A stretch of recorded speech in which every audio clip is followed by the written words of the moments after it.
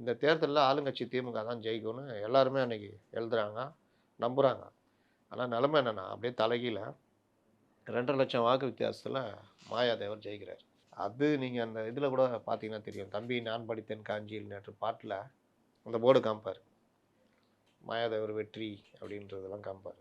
சட்டமன்றத்தில் ஆட்சியை பிடிச்சிட்டாங்க. அதிமுக முதல்ல ஆட்சியை பிடிச்சது பாண்டிச்சேரியில தான். ராமசாமின்னு.